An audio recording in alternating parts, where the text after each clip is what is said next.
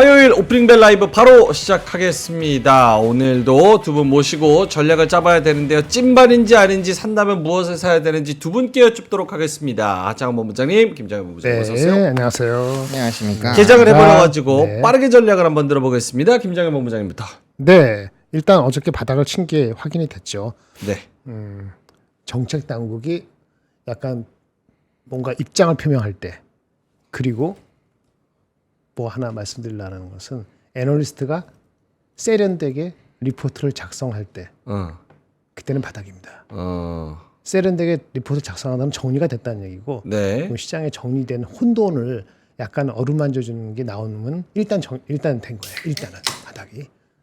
그리고 일본도 BOJ, 그러니까 일본 정부에서도 좀 뭔가 조치를 취하려고 하는 움직임은 어제 장 끝나고 좀 보였거든요. 네. 이런 것들이 이제 바닥의 시그널로 받아들일 수 있다라고 보여집니다. 알겠습니다. 굉장히 중요한 포인트인데 여러 가지 근거들을 가지고 그 시그널이라고 생각하시는 것 같고, 하창원 본부장님은요?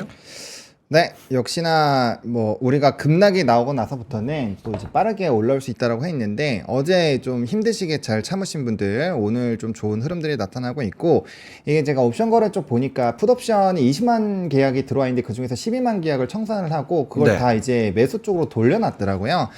그래서 이제 막판에 선물이 굉장히 좀 많이 돌아섰는데, 뭐 금일 선물 매수도 굉장히 좀 강하게 들어오고 있고, 5천억 스타트. 네, 스타트고 지금 9월물 자체도 5% 넘게 상승하고 있어요. 그럼 되돌림이 상당히 강하게 나올 수 있다라는 거니까, 좀 어제 좀 힘들으셨던 분들은 그래도 오늘 좀 그래도 기분 좋게 스타트를 하실 수 있지 않을까. 그리고 오늘 미니 S&P 500 그리고 미니 나스닥 모두 다 급등 출발을 하고 있기 때문에 니케이도 2% 급등하고 있고요.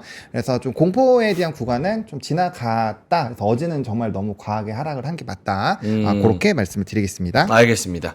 두 분 다 바닥에, 사실 바닥이라고 하기는 그렇고 하락이 좀 진정되는 듯한 그런 시그널에 대해서 말씀을 해주셨는데, 이게 찐반인지, 그리고 여기서 얼마나 더 치고 올라갈지, 그리고 어떤 주도주와 주도 섹터가 갈지에 대해서는 잠시 후에 좀 더 디테일하게 이야기를 나눠보도록 하겠습니다. 저도 좀 그래요. 시장이 10% 빠졌다가 5% 오르고 이렇게 지수 자체가 무슨 뭐 잡주도 아니고 약간 그런 생각이 들기는 하는데, 어쨌든 바닥을 다지는 시그널들이 나온다고 한다면은 반가운 이야기지만, 또 경계심을 가지고 지켜봐야 되는 것도 현실이기 때문에 한번 이따가 디테일하게 여쭤보겠습니다. 자, 일단은 개장을 했고요. 코스피 지수가 4.2% 플러스로 시작을 하고 있습니다. 2545로 스타트를 끊고 있고요. 쉽지는 않은 그런 상황입니다. 자, 코스닥은 4.1% 플러스 720포인트에서 시작하고 있습니다. 수급은 아까 하창원 본부장님 말씀대로 오늘 오전에 외국인이 선물을 사주냐 라는 부분이 굉장히 중요했는데, 네. 지금 스타트로는 6천억 플러스로 스타트를 하고 있고요. 네. 그리고 현물에서도 외국인이 1,400억 정도, 그리고 기관이 1,600억 정도 이렇게 사주고 있습니다. 특히 이제 상승 종목, 하락 종목이 어제와는 완전히 정반대로 이루어지고 있는데요. 상승 종목이 808개, 하락 종목이 77개, 거의 11대 1 비율로 진행이 되고 있는 그런 상황. 코스닥도 역시 마찬가지로 상승 종목이 1330개, 하락 종목이 200개 이렇게 스타트를 끊고 있습니다. 자, 하창원 본부장님 시황을 좀 읊어주신다면 어떨까요? 네, 일단은 뭐 말씀을 드린 것처럼 선물에서의 이런 파생적인 부분을 좀 많이 보셔야 됩니다. 파생적인 부분이 상당히 좀 중요할 수 있는 상황이고, 말씀 주신 것처럼 외국인 선물과 현물이 모두 다 좀 담아주고 있다라는 점, 그리고 확실히 이제 뭐 지수 단이 너무 과하게 빠졌으니까 뭐 시장에서 장사가 잘하는 쪽들이 굉장히 좀 가파르게 올라가고 있죠. 일단은 뭐 대부분의 종목군들이 굉장히 많이 오르고 있지만, 일단 제 눈에 띄는 건 조선 쪽 많이 눈에 띄입니다. 조선 쪽 같은 경우는 어제 심지어 이제 제가 또 좀 분석을 해보고 영상도 올려놓긴 했지만, 네. 조선 쪽은 외국인이 매도도 안 했어요. 그래요. 어제 그런 날인데도 외국인이 매도를 안 했더라고요. 근데 웃긴 게 어제 제일 많이 빠진 게 조선이었어요. 그러니까 억울한 부분에서 억울한 부분이 있었던 거죠. 개인들이 턴 건데, 와. 근데 수급을 보시면은 외국인이 거의 안 팔았다고 보죠. 오히려 샀어요. 그래서 그런 쪽이 좀 일단 강하고, 그다음에 뭐 바이오 쪽도 뭐 일단은 뭐 펩트론 요런 애들 또 굉장히 좀 강하게 움직이고 있는데, 무엇보다 좀 기분 좋은 건 반도체. 엔비디아가 92불까지 빠졌다가 100불 넘어서 왔다가 좀 이제 조금 더 떨어져서 끝나긴 했는데, 그래서 삼성전자랑 하이닉스가 4% 5% 이렇게 좀 시원하게 반등을 뭐 아직 한참 멀었지만 그래도 오늘 이렇게 좀 해주니까 뭐 소부장부터 시작해서 굉장히 좋은 흐름 나타나고 있고요. 오늘은 뭐 거의 당연한 건데 거의 대부분이 다 올라가고 있는 상황이어서 네. 일단은 뭐 종목이나 산업 부분으로 좀 보는 거는 좀 의미가 없다. 대신에 상승폭에서는 최근에 이슈가 있거나 장사를 잘하고 있었던 쪽이 좀 잘 나오는 부분들이 역시나 있는 것 같아서 그런 것들은 좀 긍정적이지 않나라고 생각을 하고 있습니다. 그러니까 이게 찐반인지 아닌지 혹은 뭐 우리가 맞췄던지 못 맞췄던지 다른 거 다 떠나서 일단은 그래도 다행이죠.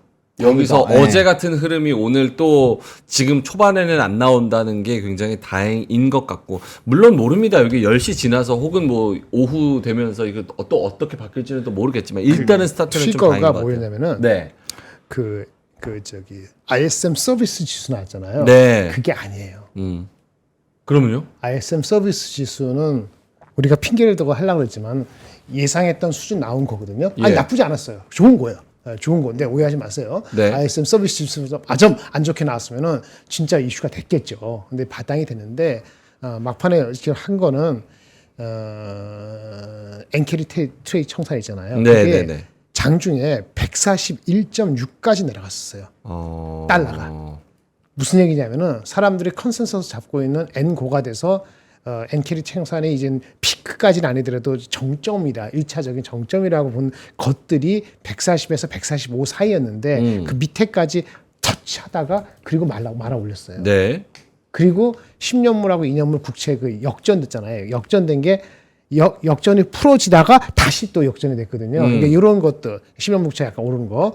근데 가장 중요한 건 엔캐리 트레이드 청산에 대한 공포가 오늘 아침에 미국에서 한번 터치를 했다는 거에 사람들이 힘을 낸 거다라고 보여져요. 개별 뉴스가 엄청 많았던 건 아니거든요. 네. 그냥 ISM 비제조업도 나쁘진 않았습니다만 그것이 트리거만의 핵심은 아니었다.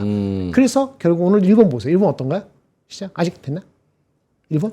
잘 모르겠어요. 일본 5.95%. 그러니까 일본이 이제 올라가면은 일본보다 더 올라가긴 어려워도 우리가 그렇죠? 일본이 많이 빠졌으니까 네. 일본이 계속 버티면 우리도 지금 기조가 방향이 바뀌지는 않을 것 같아. 오늘 그 반등의 방향 자체가 일본 같이 봅니다. N고하고 일본 네. 주식 보시면 우리나라 같이 가신다고 보면 될 것 같아요. 사이드카가 걸렸습니까? 아닌 것 같은데. 사이드카? 4.5% 플러스인데 사이드카 발동됐었어요? 뭐 채팅에 그런 얘기가 있어서 그랬어요? 아직 아닌 것 같은데. 예. 4.5가 사이드카는 아니잖아요. 그렇죠. 5%. 순간 그랬나? 예. 사이드카 5%, 서킷 브레이커 8%. 예. 알겠습니다. 요거 코스피가 2514인데 지금 약간 개장보다는 조금 밀리는 감이 없잖아 있는 것 같습니다. 아까 4% 시작이다가 지금 2.8%까지 내려왔으니까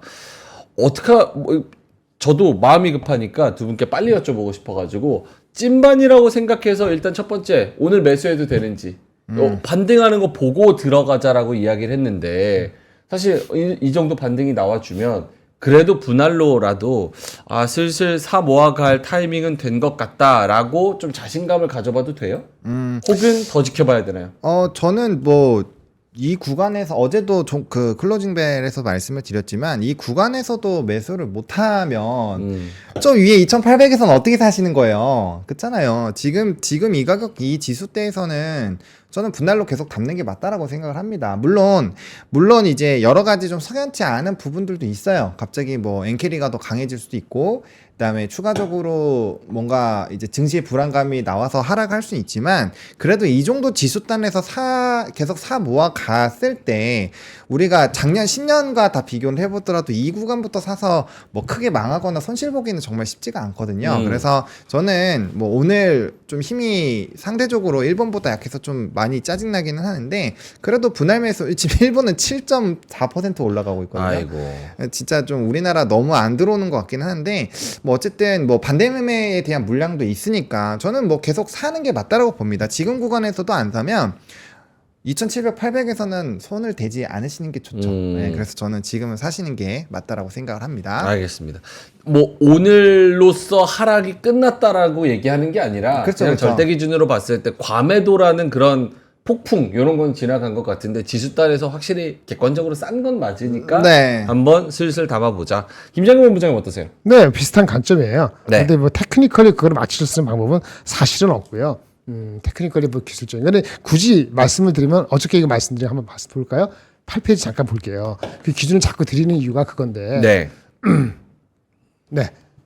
띄워주실 겁니다. 네네. 네. 일단은 우리가 어저께 같은 사태가 2008년도 금융위기나 또는 코로나 확산기처럼 그 당시는 시스템이 붕괴였었죠. 시스템 자체가 붕괴되는 거라고 받고 실제 거기 진짜 끝에까지 갔었던 거잖아요. 그런 게 아니라면은 이게 과연 어디까지 빠지는 게 정상이었는가를 다시 되돌이켜 봤을 때 어저께 2385인가 60몇까지 빠졌었지 않습니까? 네. 그리고 가장 최근에 가장 낮은 PBR이 0.83배였거든요. 작년 10월 말에. 그거를 지금 기준으로 대입을 하면은 이게 0.83이 하면서 2320이에요. 그러니까 요것이 시스템 리스크에 근접했다고 저는 보여져요. 사람들이 뭐 중간에 장중에 2300 깨지는 거야 그랬을 때 똑같이 생각한 게 야 그럼 침체를 100% 관영하고 네. 시스템 리스크를 반영하는 거 아니야라는 얘기가 나온 게 2300 붕괴 뭐 이런 얘기가 나온 거거든요. 이게 그 계산적으로 해서 이렇게 나오는 거예요. 그러면 어저께가 2440인가 50으로 끝나고 지금 2500 간당간당한가요? 그쵸. 제 직관입니다. 네. 확률을 어떻게 보느냐는 거죠. 시스템 리스크는 아니고 경제 침체 확률이 얼마까지 보느냐. 아직까지도 경제 침체 확률이 있다고 보는 사람들이 많으면은 2500 이상은 잘 못 갈 거예요. 근데 결국은 아까 시스템 리스크는 아니고 경제 침체도 100% 확실한 거 아니다 하면은 어딘가에서 이제 결국은 세틀 다운 할 거거든요. 네. 근데 아까 2600에서 2500 깨지고 이렇게 내려간 것 중에 뭐죠? 경기 침체 공포 플러스. 이거를 더 자극한 게 뭡니까?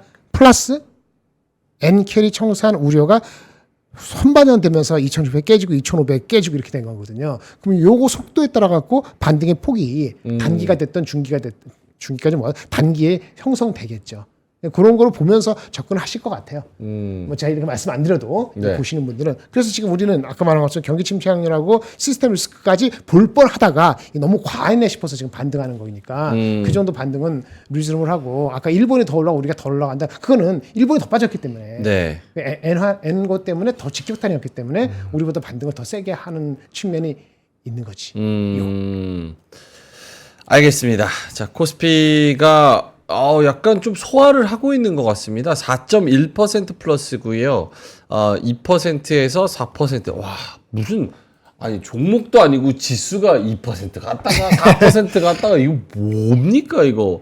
외국인들도 수급이 진짜 왔다 갔다 합니다.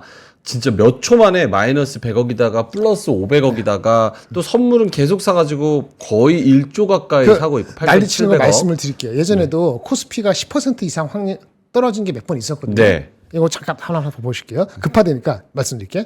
10% 이상 코스피가 하락한 경우가 4번 있었습니다. 네. 닷컴 버블 3번. 닷컴 버블 붕괴, 9.11 테러 시기, 금융위기. 이건 10% 이상이 하락했었고요. 10%까지는 아니어도 8, 9% 하락한 거는 팬데믹 때 2번 정도가 제가 기억은 2번인데 네. 그게 어저께랑 비슷한 정도 빠진 거예요. 근데 그러면 빠지고 나서 어떻게 반등했는가? 두 가지인데 대충격 후는 반등이 좀 빨리 왔어요. 아무래도 작용 반작용 몇 그렇죠, 때문에 그렇죠. 10몇% 빠지면 반등이 세게 오는 거죠. 그리고 그렇지 않은 경우도 있었어요. 한 시간이 좀 걸렸어. 시간이 왜 걸릴까요? 정책 당국의 의지 표명. 아까 제가 초반에 시작했잖아요. 네. 정책 당국의 의지 표명이 나오고 대책이 나오는데 시간이 걸리고 그다음에 애널리스트들이 이 혼란스러운 걸 정리해가지고 이건 이거요라고 정리가 돼야 되잖아요. 그런 거 정리하는데 시간 걸리고 사람들이 흡수하는데 시간이 걸린 거. 그런 것들, 예를 들어 금융위기 같은 경우는 네. 시간이 한 1개월 정도 걸려서 이렇게 반등을 했거든요. 그러니까 지금은 어떤 거냐 이거죠. 시스템 리스크까지 봤다고 하면은 봤다고 하면 반등이 세게 나오는 게 맞고요. 아까 그 정리가 안 되고 뭐 정책 의지가 별로 각국 정부 일본 포함해서 정책이 어떤 뭔가 해보겠다는 의지가 별로 없다든지 뭐 아주 혼란스럽고 정리가 안 되다든지 그러면 하루에 반등을 세게 못 하겠죠. 시스템 리스크인가라고 계속 생각할 수 있으니까. 근데 아까 시스템 리스크 그런 게 아니면 어떻게 된다 했죠? 반등을 많이 빠진 만큼 반등을 많이 하는 거잖아요. 그 정도에 따라 갖고 오늘 2%냐 3%냐 4%냐 5%냐가 결정되는 거고 근데 그 벤치마크가 딱 적당한 게 있는 거지. 일본이 있으니까 일본이 뭐 3% 2% 이렇게 안 되는데 우리 혼자 갑자기 0.5% 상승으로 끝난다든지 이건 진짜 되게 이상한 거지. 무슨 말인지 아시겠죠? 네. 그 당시하고 다른 그런 것도 있다라고 보시면 돼요. 오케이, 알겠습니다. 하창원 본부장님한테 반대 매매 신용미수 나오는 게 몇 시죠? 10시, 12시? 9시, 10시, 9시, 그다음에 2시 9시? 넘어서 스탁론 나오고 막판도 나오고. 예. 오케이. 2시에 9시, 중요하지. 10시, 2시. 예. 그럼 요 9시, 10시, 2시도 엄청 우리가 마음의 염두를 해두는 약속의 시간이긴 해요? 근데 어제 많이 잡아 먹었어요. 미리 땡긴 것도 있죠. 어제 미리 잡아 먹은 게 꽤 있고, 그다음에 오늘 벌써 이건 땡 치자마자 바로 나와요. 네. 땡 치자마자 바로 나왔기 때문에 장 초반에 오르다가 조금 눌린 게 그게 반대 매매 때문에 빠졌다고 보시면 될 것 같아요. 그런 거고, 뭐 지금은 선물도 9천억 넘게 또 사고 있어서 뭐 일단은 니케이도 이렇게 슈팅이 나오고 있어서 네. 뭐 지금 상황이라면 지금 사실 누를 이유가 없잖아요. 왜냐면 2시까지는 기다리는 거지. 사람들 관망하지 않겠어? 네. 일본 보면서 급한 거 다 떨어뜨린 거고. 그렇죠. 그리고 이제 개인들이 파는 거는 뭐 이틀 동안 많이 샀기 때문에 좀 파는 것도 있을 거고. 그래서 뭐 일단은 뭐 지금 구간에서 뭐 그렇게까지 걱정할 필요는 없을 것 같아요. 네. 알겠습니다. 사이드카 발동이 됐고요. 5%? 효력 사이드카. 네, 5%. 그 코스닥이? 코스피 200 선물지수 변동으로 5분간 프로그램 매수 호가 효력이 정지됐습니다. 네. 그래서 지금 그런 상황이고요. 상승하는 섹터나 종목을 좀 볼까요? 대형주는 뭐 다 오르고 있는 그런 상황이고 4, 5%씩 쭉쭉쭉쭉 오르고 있고 삼성전자 5%, 하이닉스 6%, 이렇게 오르고 있고 삼성전자 우선주도 6% 이렇게 스타트를 끊고 있고 HD 현대중공업 7.5% 아까 뭐 조선에 대해서는 또 말씀을 해주셨고 포스코 퓨처엠이 7%. 2차 전지가 이렇게 조금 오르네요.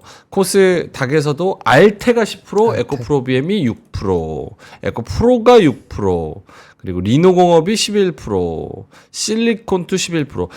어떻게 해요? 지금 왜?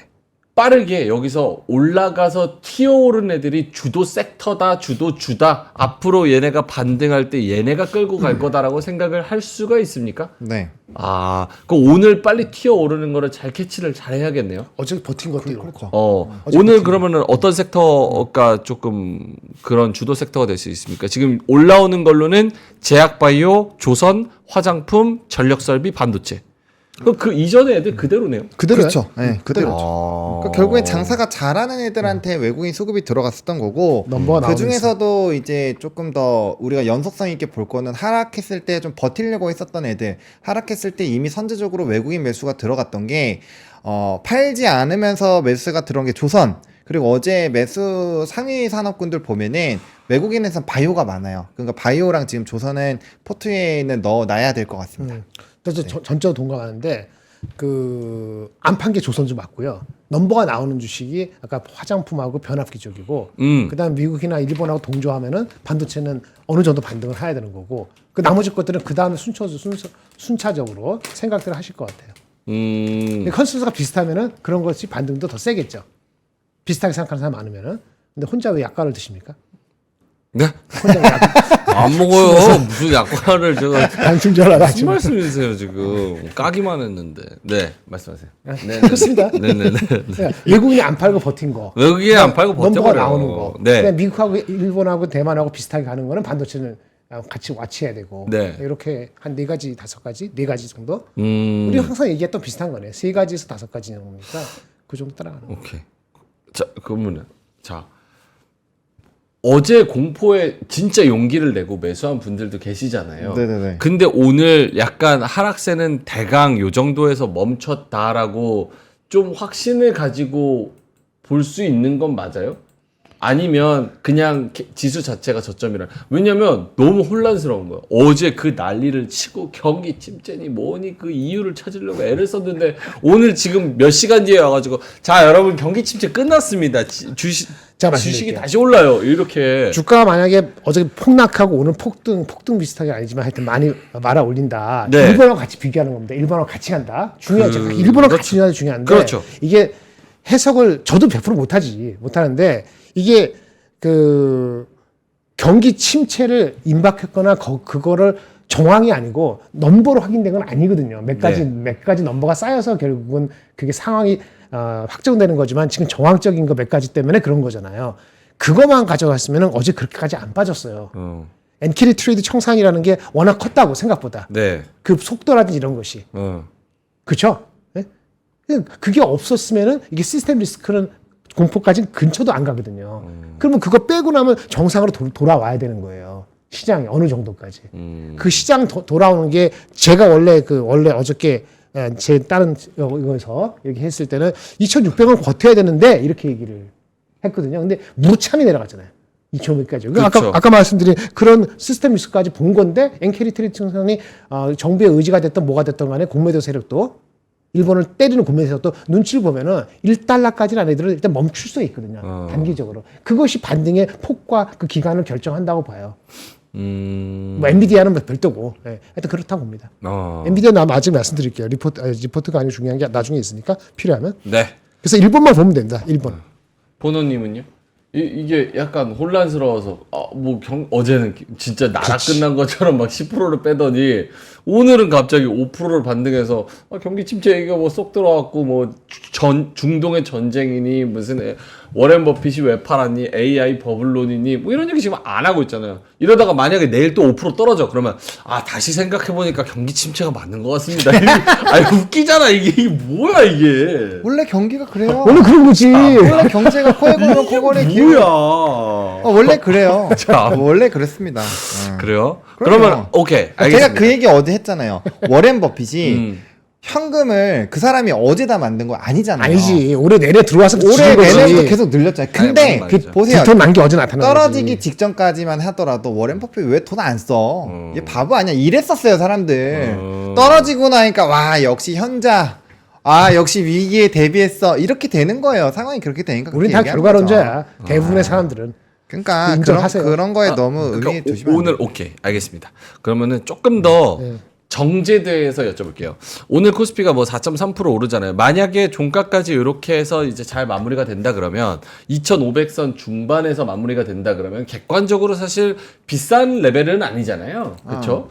근데 만약에 지금 우리가 얘기하던 다른 것들 있잖아요. 뭐 AI 버블론, 중동 전쟁, 뭐 이런 미 대선 리스크 이런 데서 뉴스가 또 하나 터질 수 있는 그런 부분이 남아있어요. 물론 엔캐리 관련해서 엔화 강세 관련해서는 조금 진정됐다고 치지만 다른 부분에 있어서 또 갑자기 중동 전쟁이 났다 그래. 북한이 전면에다 미사일 배치한다 그러고 막 이런 얘기가 나오면 그 2,600 못 가겠지. 센티가 안 좋아서 또 한 번 쫙 뺄 수 있는 그런 명분도 되는 건지. 쫙 빼고 쫙 빼는 것보다도 올라가는 거 속도를 조절시키겠죠. 2,600 더 빼진 않고. 더 뺄 수도 있지만 그것이 폭이 어저께 그저께 8% 있는 게 또 발현된다? 저는 그렇게 볼 수. 저가 아니고 어느 누구도 대부분의 사람들이 그렇게 다시 8%가 빠진다고 생각하는 사람은 없을 겁니다. 그런 수급이 없어요. 그 정도의 수급이 아니라. 빠질 수는 있지. 그러니까 오늘 5% 오른 게 4% 오른 게 예를 들어서 내일가 3% 빠질 수도 있죠. 네. 그런 거 자체가 뭐 내일이 아니고 뭐 한 2주 사이에 등락을 왔다 갔다 했으면 우리 이런 거 없이도 장은 2, 3% 빠질 수도 있어요. 근데 이제 말한 것처럼 4% 올랐는데 다시 7% 빠지고 이런 일이 있을 정도의 무슨 수급의 변동이 있을 것이냐 라봤을 때는 이번 주 지나면 그런 건 별로 없지 않을까. 알겠습니다. 보노님은요? 일단 저는 그 우리들의 그 불안한 심리는 당연히 나올 수밖에 없어요. 저는 어제까지도 가짜 하락이라고 했잖아요. 제가 현실 부정하게. 가짜 하락이라고 했잖아. 진짜 같은 가짜 하락이라고 홀로 외쳐서 내가 얼마나 16,000명한테 조롱을 당했는데. 지금은 가짜 같은 진짜? 지금은 가짜 같은 지금도 가짜 반등인 거. 가짜 반등. 네. 근데 오케이. 그 우리가 뭐 지금 우리 있지. 시장이 파생 시장에서의 이런 수급의 영향을 굉장히 많이 받고 있잖아요. 네. 근데 앞에 시작할 때 브리핑 드릴 때 풋에서 20만 계약 팔고 이제 20만 계약 중에서 12만을 어제 털었고 그걸 다 그 매수 쪽으로 돌려놨다라고 했잖아요. 선물 매수로. 네. 그런 거 보면은 큰 돈은 오늘 이제 그 하락분 청산하고 물론 이제 선물 매도 계약을 걸어놓긴 했어요. 한 2만 계약 정도 걸어놓긴 했지만 그래도 이렇게 매수를 강하게 때리고 지금 선물로 보여주니까 어제부터 치면 지금 2조 5천억 들어와 있어요. 근데 지금 얘네가 2조 5천억을 또 다시 담았는데 지금 많이 빠졌잖아요. 누가 봐도 어제 같은 경우는 저는 강력 매수를 얘기 드렸던 것 같은데 이상하네요. 댓글은 아니라고 하니까 뭐 그렇다라고 하고 어쨌든 지금 가격대 지수 가격대에서는 사실 지금 겁을 먹을 이유가 있었냐라는 거죠. 그래서 그때 안 사면 언제 사요? 2,700, 800에서 사신 분들이 왜 2,500에서 겁을 먹고 계시냐는 거죠. 근데 이제 어쨌든 큰 수급의 방향성이 다시 한번 콜로 외치고 있는 상황이고, 그래서 옵션 만기 앞두고 있는데 어제까지만 하더라도 콜 가격이 뭐 0. 몇이었어요. 근데 지금 16.70까지 올라왔거든요. 그러니까 네. 엄청나게 프리미엄을 많이 받은 건데 요것도 지금 오늘 풋은 다 죽었고 콜도 살고 있거든요. 그러니까 그렇게 보면은 지금은 니케이도 2.25 나스닥도 올랐죠. 그다음 미니 선물도 올라요. 그러면은 지금 시점에서 이거를 그냥 끄집어 내릴 이유가 없다라는 거죠. 떨어지면 떨어지는 거에 대한 이유가 있어야 되잖아요. 그럼 지금 이렇게 상황이 뭐 1분 정도 반등을 하고 하는데 우리 장만 안 가야 되는 이유가 있나요? 이유가 있으면 이유를 말씀해 주세요. 그게 있고 오케이. 그게 인정이 되면은 그럼 안 사는 게 맞죠. 그러면 안 사시는 게 맞죠. 개인적으로 그렇죠. 그런 판단이 든다면. 근데 이유 찾기 쉽지 않으실걸요. 그게 어려운 것 같아요. 네, 이유 찾기가 아니 이유가 내가 아니 자꾸 여기서 가짜 지금 하는 게 아니 여기서 안 사야 되는 이유가 뭐예요? 지금 이 상황에서 안 사야 되는 이유가 아니 근데 어제도 사실 그렇지 10%까지 뺄 이유는 또 뭐야? 그렇죠. 어제도 그래서 그러니까. 너무 과했잖아요. 그 얘기했잖아요. 악재는 순식간에 한꺼번에 반영된다고. 그럼 반영 다 된 거예요? 아닌 것 같은데? 아니 그러니까 아까 똑같은 얘기했잖아요. 이게 시스템 리스크냐고. 우리가 질문을 잘해야 돼. 우리가 우리가 그렇네요. 금융이고 뭐고 아까 시스템 리스크까지 공포를 간 거 비슷한 거 같잖아요. 맞지 않아요? 어저께 2300 깨지면 시스템 리스크다라는 얘기가 공공연히 돌았다고. 뭔 얘기인지 아시겠어요? 그 시스템 리스크라면 경기 침체가 임박했다는 것만 가지고 시스템 리스크는 아닙니다. 왜 진짜 경기 침체가 3개월, 6개월 뒤에 임박한 컨센서스 잡히면은 정책이 나와요. 인플레를 걱정하는 게 중요한 게 아니고 시스템이 망가지기 때문에. 그렇죠? 그럼 시스템 리스크, 경기 침체만 가고 시스템 리스크를 몰아간 게 아니고 아까 엔캐리 트레이드라는 그 엄청난 정확히 모르는 그 넘버가 여러 군데 건드린다는 게 공포가 아시아권에서 크게 난 거고 경기 민감주의 반도체적인 많은 쪽이 다 박살이 난 거거든요. 네. 그렇죠? 그러니까 그거를 만약에 회복하면은 회복하는 거지. 그렇지 않아요? 오케이. 그래서 세련된 애널리스트 정리가 되고 세련되고 이렇게 정리가 돼서 증권사 얘기가 나오고 네. 정책의 어떤 의지까지는 안 해도 표명이 되면은 일단 바닥이야. 그게 어디 바닥이었다는 거야. 2300대까지 갔을 때가.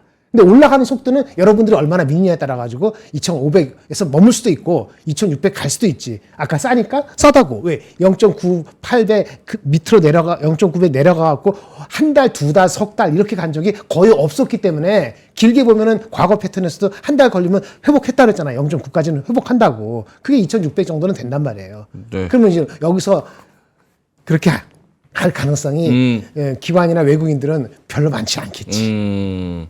우리는 어떻게 할지 모르지만. 알겠습니다. 금요일 날 산 거는 어제 그냥 진짜 말 그대로 쳐맞고 오늘 좀 올라도 아직도 반토막이네. 뭐 알 수 있지. 오른 것도 없어요. 오른 거 없어. 오른 것도 없어요. 마이너스 10%에서 오늘 조금 올라가지고 마이너스 한 5% 정도 됐네요. 그리고 그 생각 듭니다. 만약에 여기서 한 5%에서 15%더 빠지잖아요. 그럼 제가 봤을 때 주식 안 하시던 분들 있잖아요. 코로나 때 하고 딱 올랐을 때 털고 이제 또 기회를 기다려봐야지 막 이러고 있었던 분들 다 올 것 같아요. 이번엔 기회다 이러면서. 대기 자금. 엄청 들어오겠죠. 근데 사실 어제도 모든 사람이 싸다고는 생각했어요. 그렇죠. 근데 이게 지금 PBR 말씀하시고 이런 게 안 와닿는 게 논리가 안 먹히는 시장이니까 저거 숫자를 막 이게 원래 논리적으로 논리가 안 막힐 정도로 공포스러웠죠. 그런데 근데 그 와중에도 그 논리를 들으려고 하는 사람도 있었을 겁니다. 그럼요. 최소한 안 판 사람들. 어제 특히나 그 5%대에 안 파고 팔고 오는 게 중요한 게 어저께 5%대 파는 사람들은 뭐 쌤쌤일 거예요. 근데 그때 결정 못하고 막판에 밀려가지고 8%, 9%, 10% 갔을 때 판 사람들은 이런 얘기를 안 듣거나 아니면 공포에만 휩쓸리면은 지금 후회하겠죠. 그렇죠. 근데 만약에 일찍 팔았으면 금요일에 팔거나 아니면 어저께 아침장에 일찍 팔았으면은 지금도 안 사는 것도 뭐 그렇게 후회스러운 건 아니에요. 생각할 겨를이 있는 거죠. 그런 것까지 알 수 없는 그 근거는 뭐냐? PBR하고 나발이고 그걸 들으셔야 되는 겁니다. 너무 했네 2,300? 그럼 거기서 최소한 안 팔지. 저 못 샀잖아요. 그러니까 그건 잘하는 거고 구매일도 쓰잖아. 어제 안 샀죠? 안 샀어. 샀어요? 못 사. 못 사지. 못 산다고. 어제는 그러니까 제가 진짜 개인 투자자인 게 말씀하시잖아요. 알아요. 머리로는 이해합니다. 근데 사실 두 분 다 어제가 마지막 하락이었고 내일부터 무조건 오릅니다. 누가 확신을 갖습니까? 그 그쵸. 상황에서. 그 확신 있게 얘기하지는 않지. 누가 그렇게 얘기를 해. 그러니까 저도 당연히 손이 나가야 되는 게 맞는데 와 이거는 내 그래도 한 예상 괜히 섣불리 예상했다가 그냥 아작 나겠다 싶은 거지. 그러니까 참 기억 안 나요? 공포에 지난주에 매수하다가- 목요일 금액 살 수 있는데 그때 사는 금액과 이렇게 빠졌을 때 사는 금액하고 이 배분의 이슈가 있다는 거예요. 금요일에 용기가 있었으면 사실은 어저께도 금요일 정도는 아니더라도 어느 정도 사 들어가는 그 밸런스의 마음을 갖고 스몰 스텝이라도 엑스큐션을 하는 실행을 하는 게 중요하다. 오케이, 알겠습니다. 그럼 두 분 자료 보기 그런 전에 얘기죠. 예. 짧게만 지금 요렇게 올라갈 때 이거 기민하게 안 움직이면은 또 눈 깜빡하면은 또 올라가가지고 2,700, 2,800 돼 있어가지고 언제 여기 왔지? 나 이거 아무것도 못 샀는데 이럴 수도 있으니까. 저 어제 마법의 단어 살걸 팔걸. 어제 채팅창에는 그래서 뭐 사요 이런 채팅들도 있었는데 제가 일부러 안 물어봤습니다. 왜냐면 어제는 그러면 다시 올라갈 주도 섹터가 뭘까? 이 질문하는 분위기가 아니었어서 안 물어봤는데 오늘 그래도 빨간불 나와주고 있으니까 어때요? 다시 올라갈 때 요 정도 선에서 슬슬 담는다면 어떤 거를 우선순위를 담아야 될지 보노님부터? 그거 아까 얘기한 거 아까 아니었어요? 얘기했는데. 화장품, 조선, 조선. 아니요, 반도체. 조선 바이오는 일단 끼놓고 있어야 조선 되고. 바이오, 화장품, 반도체. 조선 바이오는 껴놔야지. 아니죠, 화장품 안 넣었는데. 화장품 안 넣고 조선 그러니까 우선순위 바이오. 얘기해줘요. 조선 바이오. 조선 바이오. 일단은 그 두 개는 껴놓고 나머지는 뭐 이제 선택을 하셔야죠. 조선 내가 바이오가 보기에 탄탄하지. 좋아 넘버도 나오고. 보이는 걸로 해서. 심지어 바이오는 어제 그래도 덜 빠졌죠?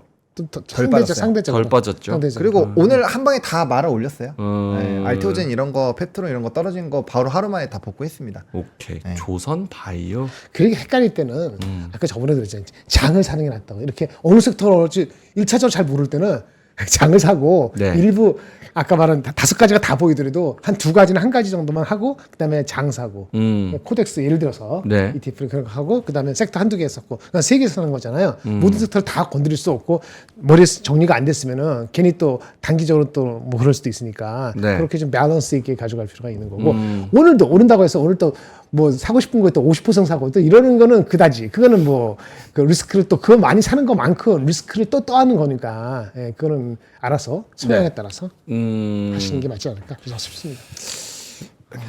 왜요? 아닙니다. 조선 바이오 매도하라는데 우리가 얘기하니까 조선 바이오 팔라고? 매도하라. 그렇게 하셔야 되고. 일관성이 우리- 없다 그러셔가지고. 아니요. 왜 일관성이 없어요? 아니 장이 일관성이 없는데 그러면 저기 여기 나온 사람들 일관성 어떻게 하라는 거야? 아니 장은 일관성 아니, 없어. 장이 일관성이 없. 있어야죠. 아니지. 장이 일관성이 없게 나오는 이유는 장이 일관성 없게 나오는 이유는 펀더멘틀만 의해서 좌우되지 않는 게 장이거든. 그렇죠. 그 실적 추정을 해서 왜 빠집니까? 지금 당장에. 공포를 일으키는 그 외부적인 거하고 그 수급적인 게 일어나서 장이 움직이는 거고 거기에 따른 대응까지는 뭐하지만 그 설명을 하잖아요. 기본적으로. 어느 누구나. 펀드 매니저 설명 안 하나? 개인들도 그렇고 외국인 다 설명하면서 해요. 아무리 내 겉 필링, 느낌으로 했더라고 하더라도 그렇게 보이지 않게 설명한단 말이에요. 그런 프로세스 시간도 필요하고. 그러니까 어저께는 못 사고 오늘 생각해보니까 너무 심했네. 그런 사람 똑같이 이거 또 올라가고 그러는 거예요. 그걸 일관성이 없다 그러면 여러분은 일관성 있게 매일매일 삽니까? 매일매일 팝니까? 무슨 일관성 가지고 투자하는지 그거 한번 써보세요. 그렇게 얘기하면 안 되죠. 장이 일관성이 없는 거고 그게 삶이고 그게 주시장인데 그거를 비난해 그러면.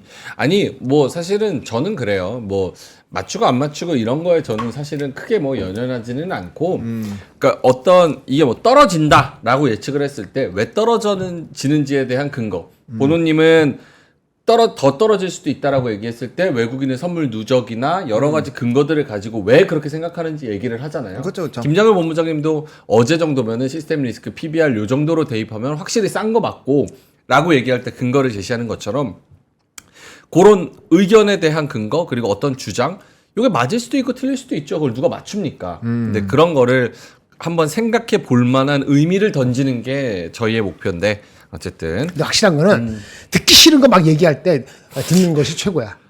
그래서 먹는 거고 어저께도 되게 싫었을 거라고요. 그저께도 듣기 싫었을 걸. 그저께 아침까지도. 몸에 좋은 약이 쓰다. 네. 그럼 그거 할 수 없지 뭐. 그래도 저는 좀 채팅창을 보면서 긍정적이었던 게 뭐냐면 어제보다 확실히 채팅 치시는 분들이 활기가 있어요. 다행이다. 그럼 당연하지. 그럼 됐어. 여기서 활기 그게 없으면 다야? 어떡해. 3% 4% 오르는데 활기가 없으면 안 되지. 다행입니다. 물론 당연히 저도 이거 같이 장고를 보고 있으니까 어제 하락에 대비해서 뭐 간에 기별도 안 가요. 아, 사실은. 그쵸, 그쵸. 근데 그래도 조금 멈춘 것 같아서 그나마 다행인 거죠. 오케이, 알겠습니다. 일단 저는 다 물어봤습니다. 여기서 찐반이라고 친다면 올라갈 수 있는 그런 섹터 제약바이오, 조선, 김정일 본부장님은요?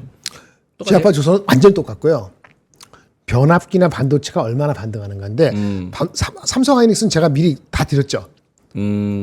경기 침체 시나리오에서 7만 초반원에서 8만 원 사이. 삼성전자. 네. 보시면 다시 한번 까먹으니까 12페이지. 네. 7만 원 초반에서 8만 원. PER 1.2배, 1.3배가 경기 침체의 강도에 따라서 왔다 갔다 하는 주식 레벨이 여길 겁니다. 라고 지난주에 얘기했어. 지난주 목요일 금요일 얘기했다고. 근데 어저께 이걸 갔잖아요. 어저께 이 레벨까지 갔다고. 밑에까지. 하이닉스 마찬가지고. 그러니까 경기 침체에 대한 우려를 어저께자로 삼성전자 하이닉스는 1차 한번 맛을 본 거예요. 그러면 이제 그 올라가는 폭은 어떻게 될 것이냐? 경기 침체 아닌 것 같은데 저는 경기 침체 아닌 거라고 좀 베팅해갖고 2,600이 지지돼야 된다고 얘기를 했던 거거든요.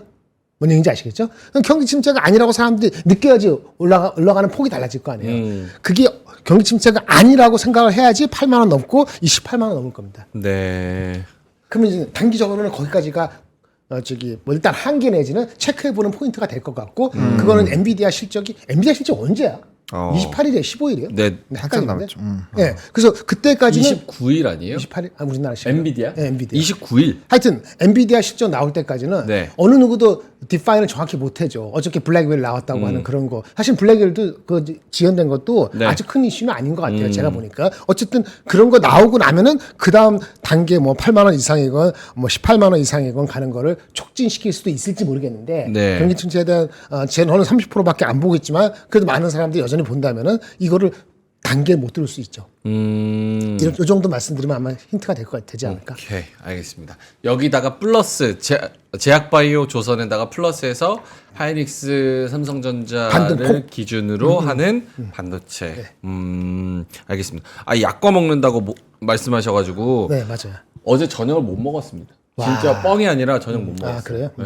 물론 뭐 제가 안 먹은 것도 있지만 막 이래저래 해가지고 저녁 어제 못 스트레스 먹고 받아서 못 먹었구나. 그렇지. 본인은 그렇게 얘기하고 본인이 안 먹었어. 그렇게 포장하고 싶지는 않고 어쨌든 저녁 못 먹고 오늘 공부하다가 그다음에 쭉 와가지고 이제 아침에 바로 와서 너무 막 손이 떨리는 거예요. 그래가지고 원래 아침 뭐 안 먹는데 이거 저 아침 안 먹는 거 아시잖아요. 아시죠? 예, 알죠. 근데 약과 사와가지고 조금 하셨어요. 해야지. 당이 떨어져가지고 알겠습니다. 자 그러면 두 분의 자료를 봐야 되는데 이 차트를 하도 보고 있으니까 눈이 너무 아파가지고 저희가 3프로에서 루테인, 옵투스 관련해서 세트를 하나 신상품을 마련을 했거든요. 젤리도 신상품 나왔어요. 네. 요 차즈기 2개 그리고 루테인 하나 이렇게 해가지고 25,000원에 저희가 실속 세트로 팔고 있고요. 루테인은 눈 노화 피로 개선에 도움되고요. 차즈기는 디지털 눈 피로 관련. 야 어제 하루 종일 차트 보면서 얼마나 빠지나 뭐 빠지나 이런 거 보고 있었던 분 뭐가 빠졌냐? 지수도 빠지고 내 눈알도 빠지고 정신 빠지고 이러면은 루테인, 차즈기 이렇게 2개 실속 세트 가져가시면 되고요. 그리고 두 번째로 포커싱 타임이라고 1+1 행사를 합니다. 여기서 짜먹는 사과맛 젤리 스틱인데 항산화에다가 활력 보충 플러스 눈 건강까지 해가지고 짜먹는 젤리 스틱 요거 사과 맛을 한 곽에 7개 그래서 포커싱 타임 1+1 행사라고 있는데 18,000원에 그거는 왜 우리 안 줘요? 그러니까 뭘요? 이거 먹는 거 보여드려야지 또. 땡기지. 알겠어요. 죄송한데요 여기 장 선 게 아닙니다. 죄송한데 이거 화개장터 오신 게 아니고요. 네 저희가 먹어보고 하라고 하니까 이렇게 전달을 드리는 거니까요. 많은 관심 부탁드립니다. 신상품 판매 차즈기 2개, 루테인 하나 요거 세트 그리고 포커싱 타임 1+1 세트 많은 관심 부탁드립니다. 자 자료 보겠습니다. 두 분의 자료 보노님부터 해볼까요? 진짜 중요한 것만 오늘 또 반등하니까 중요한 거. 중요한 거. 조선 빅3 카타르 5조 수주 기대감. 조선, 카타르. 이게 외국인이 5조. 안 판 이유가 있는 것 같아요. 외국인이 이 조선 쪽이 지금 최근에 이제 컨테이너선부터 시작해서 다른 선종으로 수주가 꽤 많이 나오고 있어요. 네. 뭐 여전히 전 세계적으로 본다면 중국이 6, 우리가 4 정도로 양분을 하고 있는 상황이지만 어쨌든 요 큰 덩치가 굉장히 큰 이 또 LNG선에 대한 또 수주 기대감이 상당히 좀 높아지고 있다라는 점, 그리고 이게 5조 수준인데 아마 연내에 좀 결과가 나오지 않을까라는 기대가 있어요. 그러면 지금 있는 거에서 추가적으로 또 붙는 거니까 상당히 좀 좋은 방향으로 나아가지 않을까라고 보고 있는 상황입니다. 그리고 이제 차트를 보시면 어제 박살이 나긴 했죠. 조선도 당연히 뭐 우리나라에 속해 있는데 안 박살 났겠어요. 하지만 빠르게 회복도 되고 있고 수급적으로 이탈이 없었다라는 거, 그런 것들을 본다라고 한다면 조선주는 뭐 월봉상으로 보더라도 좀 말씀드린 지는 꽤 되긴 했어요. 꽤 되긴 했지만 그래도 이전에 조선업 사이클이 왔을 때 올라간 거랑 비교를 해보면 아직 그렇게까지 많이 고점인가? 라는 부분에서 한번 생각을 해볼 필요가 있다라는 거죠. 그래서 요거 한번 생각을 해보시면 좋을 것 같고, 그 다음에 신문을 접어놔가지고 자, 요것도 보겠습니다. 두 개 같이 보면 되는데 이제 도미노로 다 무너졌다. 이게 증시에서 저는 그런 거가 있어요. 하루아침에 모두 다 공포를 외칠 때는 이거는 끝일 확률이 높다. 근데 진짜 그렇다니까. 반도체도 모두가 박수 치면서 무슨 좋다고 딱 그때 팔아야 되는 거고, 어제처럼 모든 신문이 와 아래 공포, 와 해골 나오고, 그쵸. 이럴 때 사야 되고. 그리고 진리예요, 진리. 그리고 또 있어요. 하나 더 있어요. 주식 방송에서 긴급 진단으로 모든 걸 나왔을 때 긴급 진단 한 거 맞아. 긴급 진단 바닥이야. 긴급 진단 나오면 사야 돼요. 여러분. 자학 개그입니까? 자조적인. 아니요. 긴급 진단 나오면 시방서 긴급 진단 모든 방송국에서 긴급 진단으로 바뀐다. 요거 이제 매수 타이밍 왔다라고 생각하시면 됩니다. 그래서 맞네. 제가 요거를 통해서 말씀드리고 싶은 게 뭐냐면 이러한 흐름들을 체크하시는 데 도움이 되는 게 있어요. 주식만 하지 마시고, 그다음에 우리도 긴급 진단했구나. 어제 김프로님이 저녁 방송 특별 편성해가지고 긴급 진단을 아니, 우리도 하고 있어요? 3% 말고 어느 방송에 다 해, 다. 저 몰랐어요. 예의가 거의 없어. 우리 긴급 진단 하고 있었구나. 그러니까 어제 오늘 출연한 사람들은 힘들었어. 몰랐는데. 오케이. 맞아요. 진짜 근데 맞아요. 맞는 거 같아요. 네, 맞는 말씀이에요. 여러분들도 뭐 하나 지표 하나 있으면 좋잖아요. 그래서 그거고, 그다음에 이제 다음부터 저는 꼭 그 얘기 우리 이 얘기 한 여러 번 해본 적이 있는데, 그러니까 저는 달러, 엔, 금, 은, 주식, 채권 요렇게는 단돈 100만 원씩이라도 다 넣어놔야 된다고 생각하는 사람이에요. 넣어놔야 그 흐름이 생겨요. 그래서 요거를 통해서 이제 그런 것들 좀 체크를 해보시면 좋겠다라는 거 말씀을 드리겠고, 그 다음에 약간 요것도 좋은 얘기들이 있습니다. 이제 셀트리온의 개별적인 좀 긍정적인 얘기가 좀 있었고, 그 다음에 이제 이 의료기기 쪽에 대해서 좋은 얘기 있어서 뭐 K부터 있는 그러한 것들이 조금 이렇게 좋은 성과들이 계속적으로 나타나고 있다라는 것들. 그래서 이런 개별적인 부분들이 좀 있고, 신문을 다 접어놔가지고. 네. 그다음에 요것도 있었죠. 그래서 그래도 요 뉴스에서는 이번 주 반등 가능이라는 타이틀로 나온 게 있어요. 어딥니까? 요거. 매일경제. 매일경제.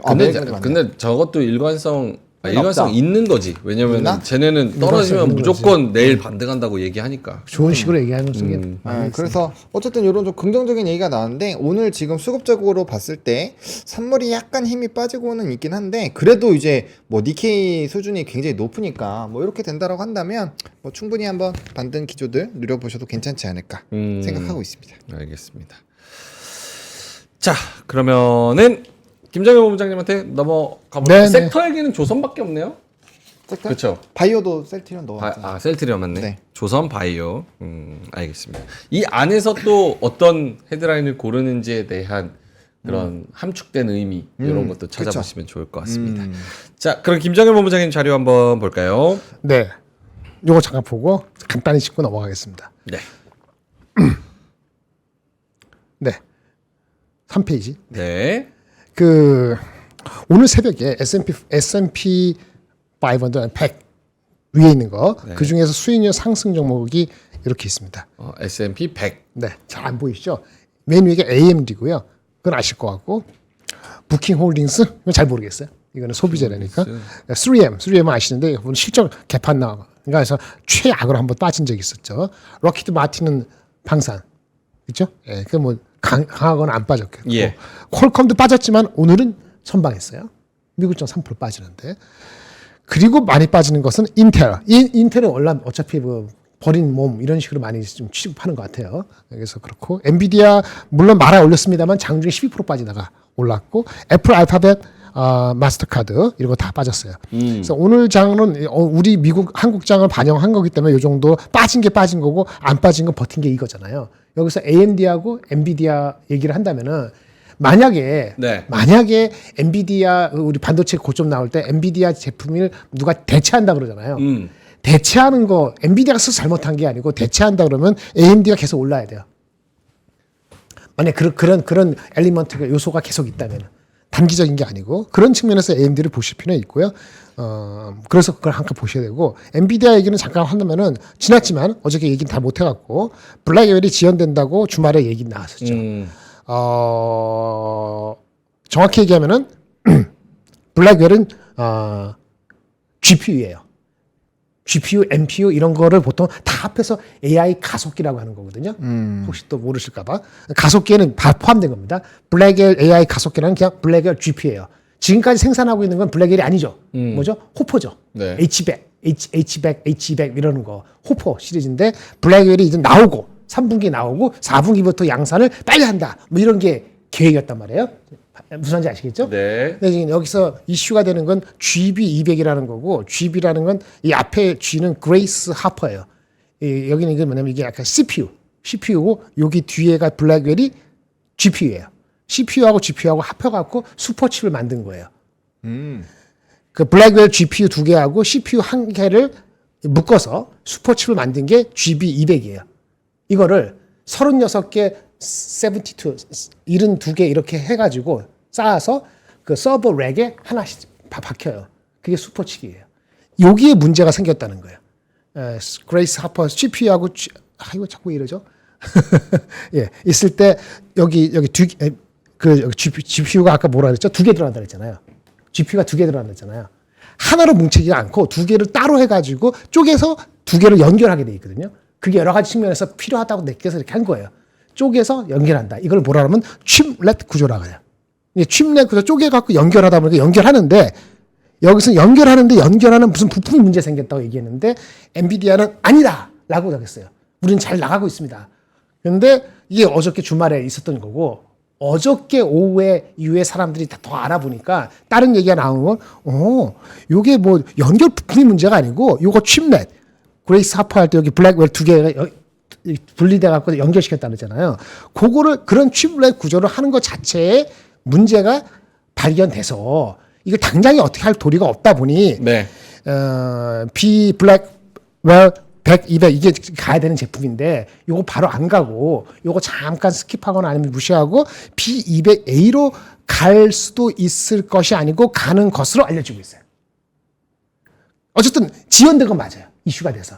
근데 그러면 지연되는 게 임팩트가 얼마나 있을 것이냐 이런 생각을 할 수밖에 없는 거잖아요. 근데 이게 빠른 사람들이 TSMC도 그렇고 SK하이닉스도 그렇고 엔비디아하고 대처를 했을 거라고 보여지는데 준비가 돼서 실행에 들어가고 있다는 건데 이 B 블랙 200A라는 건 A는 에어 쿨링 순행식으로 안 하고 공냉식으로 한다 그러는데 이거 왜 그런지 모르지만 하여튼 그것이 더 안전빵이라 그러는지 아까 열 문제, 발열 문제 있다는데 이렇게 하면서 한다는 거예요. 아까 말한 그 어떻게 구성되는 거죠. 그래서 임팩트가 블랙웰의 그 임팩트가 얘네 그 매출의 분기 매출의 실제적으로 많이 올라가는 건 11월, 12월에 확 올라가거든요.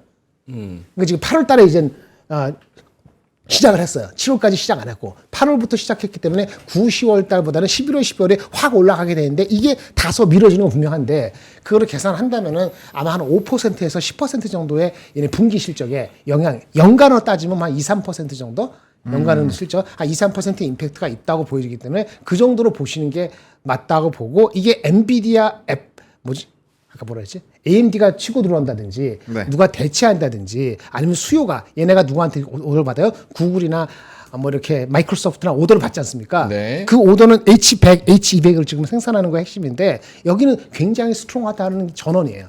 따라서 이번에 8월에 발표되는 실적 그게 5, 6, 7월 달 실적이 나오는데 그거는 블랙월과 전혀 관계가 없으니까 그 실적 잘 나와야 되는 게 맞고요. 그렇죠? 그리고 가이던스 주겠죠. 8월에 8, 9, 10월 달 들어가잖아요. 8, 9, 10월에 나오는 그 실적 가이던스도 크게 영향이 안 미칠 것 같아요. 왜? 블랙웰이 원래 잡혀 있는 게 별로 많지 않았기 때문에. 그래서 실적 발표하면서의 요거 이슈는 크지 않을 것 같다. 뭐 혹시 엔비디아를 너무 걱정하시는 분들, 100불에서 버리신 분들도 계실 거고 사신 분도 계실 텐데 그렇다면 이게 뭐 계속 내려갈 건 아닌 거 맞다. 이렇게 생각이 됩니다. 이상. 알겠습니다. 어제 뭐 저희가 다루지는 않았지만 어쨌든 엔비디아 관련된 여러 가지 소문들과 또 그런 주가를 누를 수 있는 그런 이야기들 요런 내용 관련해 가지고 그러니까 임팩트가 없는 건 아니야. 그것도 거짓말인 거고. 그렇죠. 임팩트를 해가지고 이것 때문에 5% 10%더 뺀다는 건 그것도 말이 안 되는 거고. 알겠습니다. 마지막으로 요거 한번 여쭤볼게요. 지금 달러엔 환율이 140원 초반까지 깨질랑 말랑 하다가 145원까지 약간 올랐잖아요. 그렇죠. 그럼 이게 어쨌든 다시 조금 엔화 강세가 수그러들고 엔화 약세, 달러 강세가 진행이 된 건데 환율이라는 건 한번 방향성을 잡으면 네. 사실은 쭉 그쪽으로 가잖아요. 그 속도의 연속성을- 차이가 있는 그쵸. 거지. 연속성이 있으니까. 그러면 엔화 강세가 더 진행이 돼서 어제처럼 뭐 엔캐리 청산 뭐 이런 이슈로 또 한 번 이게 만약에 145인데 145엔인데 다시 140 깨지고 다시 그냥, 140 깨지고 내려가면 그럼 또 공포지. 한 번 어제 같은 움직임이 나오는 거 아니야? 이런 또 불안감이 있거든요. 그건 안고 가야지. 어때요? 그럼 그런 그거 그거는- 불안감은 안고 가야지. 뭐. 그쵸. 그거는 당연한 거죠. 왜냐면 그 이제 돈을 제로 베이스로 거의 빌린 거를 외국에다가 돈을 투자를 한 거고 이게 당연히 금리가 올라가 버리면 상환 부담이 생겨 버리니까 정리하고 돌아오는 자금이잖아요. 그게 이제 캐리 트레이드라는데 엔화로 하면 엔 캐리가 되는 거고 우리나라 네. 하면은 이제 원 캐리 뭐 트레이드 이렇게 되겠죠. 그렇게 되는 거기 때문에 개념 자체가 그렇게 공식처럼 설정이 되어 있으니 당연히 환율이 근데 떨어지려면 그걸 금리 인상으로 잡는 부분이니까 금리 인상이 된다라는 전제가 돼야지 엔이 더 떨어지게 되겠죠. 그런 방향이라면 당연히 추가적인 자금이 나오겠죠. 왜냐면 그 규모가 엄청나게 크니까 뭐 요번에 요만큼 떨어졌다고 해서 그 모든 자금이 다 회수가 된 건 아니잖아요. 네. 그러니까 그런 부분에서 당연히 리스크를 안고 가야죠. 근데 계속적으로 그렇게 할 것인지 그리고 미국 쪽에서도 그래서 이제 국채 부분을 다시 이제 N 쪽으로 재투자하는 바였고 이런 얘기들도 일부 나왔었던 걸로 알고 있거든요. 그 자금을 안 나가게끔 하기 위해서 어쨌든 뭐 그런 부분에서의 위험은 당연히 감수를 해야 되는 거. 근데 그런 생각이 강했다면은 지금 니케이가 이렇게 올라가진 않을 것 같아요. 지금 니케이가 현재 시간 기준으로 7%? 보면은 11.70이거든요. HTS가 조금 느리게 반영이 되다 보니까 11.70 지금 11.20인데 그러면은 이 정도면은 어제 빠진 거 거의 다 회복을 얘네는 한 건데 그러니까 엔캐리 청산의 정점이 어제 찍었다고 보는 거야. 어느 사람들이 정- 컨센서스가 확 되면서 끝. 그렇다고 150, 160으로 다시 가느냐? 이건 다른 문제예요. 미국이 딱 금리를 인하를 할 것이고 얘네가 네. 금리 인상을 주춤하거나 그럴 수는 있어도 추세가 장기적으로 6개월, 1년 갔을 때 보세요. 금리 인하를 미국은 할 거 아닙니까? 빅컷을 많이 안 할 수는 있고 일본이 금리 인상을 주춤할 수도 있죠. 멈출 수도 있지만은 그렇다 해서 달러 엔 고가 추세적으로 완전히 끝났냐 이건 아니기 때문에 결국은 이게 150, 160 가서 다시 돌아간다 이렇게 보는 건 무리라고 보고 나중에 어느 시간이 한참 지나서 좀 지나서 네. 140 다시 설치할 수도 있지만 그 속도와 기간의 문제예요. 긴급하게 안 일어나면 일단 주가에는 반영이 됐기 때문에 더 이상 악재로 쓸 역할은 덜한다. 그렇다고 N이 150 간다. 이거 베팅하는 건 조금 논리적으로나 아니면 정황적으로 그건 좀 불리하다. 이렇게 말씀을 드리겠습니다. 알겠습니다. 자, 이제 53분 지나가고 있어가지고 슬슬 가야 되는데 하창원 본부장님이 시황 마지막으로 한번 더 봐주시면서 네. 10시 사실 10시에도 한번 봐야 되고 그리고 2시에도 네. 저희가 또 지켜봐야 되기 때문에 네, 3시까지. 3시까지. 나오는 게 이렇게 그렇게 물량이. 9시, 10시, 12시, 9시, 9시, 10시, 10시, 2시, 3시 네. 이렇게 나오기 때문에 그때까지 봐야 돼서 그- 어떻습니까 지금? 네, 근데 그 물량이 나오더라도 니케이가 오늘 계속적으로 상승이 확대가 되고 있거든요. 지금 11.88, 거의 12% 정도니까 일본 보고 이제 따라가는 거야. 뭐 이렇게 상승 하락하고 올라갔기 때문에 사실 14% 정도 올라야 똑같긴 합니다만 그래도 거의 다 메우는 작업들이 나오고 있는 상황이고 이게 깨지지 않는다라고 한다면 뭐 크게 저는 문제 없을 것 같아요. 반대매매 물량을 저는 충분히 잡아 먹을 것 같아요. 왜냐면 그래요. 어제 같은 경우도 코스닥에서는 외국인 기관이 엄청 사고 개인은 털었는데 여기서 신용 물량이 좀 털렸거든요. 근데 오늘 같은 경우도 외국인이 1793억 원을 사고 있어요. 그러니까 아시잖아요. 코스닥에서 매수가 별로 안 들어왔었다라는 걸 알고 계시는데 여기 들어온다라는 건 그 물량을 지금 씹어 먹고 있다라는 얘기거든요. 물량 털릴 거 털리면 어느 정도 떨어진 거기 때문에 그렇게 보시면 될 것 같고 뭐 선물에서도 큰 변화가 없는 상황이고 선물 등락도 지금 6%고 일단은 저는 그게 중요한 것 같아요. 어제 풋을 그렇게 한동안 사던 것들을 한번 털고 지금 콜로 바꿔놨는데 그거를 하루아침에 바로 던질 만한 상황이 그 정도로 변수 포인트를 만들 게 저는 없다라고 보고 있거든요. 특히나 아시아 증시가 이렇게 다 반등을 하고 있는 상황에서 그래서 오늘까지는 뭐 그렇게까지 큰 문제는 없을 것 같고 반대 매매를 오히려 더 쉽게 잡아먹지 않을까. 그리고 그런 것도 있어요. 이렇게 지수가 반등 나오기 시작하면은 또 그렇게 돈 없던 사람들이 어떻게 해서든지 돈 구해서 또 넣습니다. 맞아요. 예, 그런 게 있어요. 그러니까 어제까지만 해도 이게 공포가 넘어오니까 그냥 이렇게 그 제가 최근에 사진 같은 거 보면 다 얼음으로 이렇게 들고 왔죠. 딱 멈춰 있는데 어떡하지? 딱 멈춰 있는데 요래 되면은 좀만 더 어떻게 하면은 되지 않을까 약간 이런 생각이 들고 담보 부족도 많이 올라오거든요. 그래서 그런 쪽에서 조금의 부분에서 물량이 좀 덜 나오는 부분이 나올 수도 있고 또 정부에서 이전에는 이렇게 코로나19 때는 반대매매 이런 유예라든지 그런 것들도 했었거든요. 혹시나 그런 또 부분들이 나오게 되면은 그런 정책이 나오면 이제 거의 바닥은 확실하다고 봐야 되겠죠. 그래서 그런 것들까지 좀 기대를 해볼 수 있는 상황이고 일단 지금 파생 쪽에서 워낙 콜이 세고 선물이 강하기 때문에 지금 시점에서 뺄만한 요인을 찾기는 전 쉽지 않을 것 같다. 그래서 편안하게 오늘은 일단 보시면 괜찮지 않을까. 오른 것도 별로 없으니까 오케이. 좀 저희도 회복을 잘 해줬으면 좋을 것 같습니다. 알겠습니다. 어제 니케이 몇 퍼센트 떨어졌죠? 12%, 10% 넘게 받았어. 그러니까 니케이는 이럴 때 국장이 억울한 건데 니케이 어제 12% 빠지고 오늘 11% 올라요.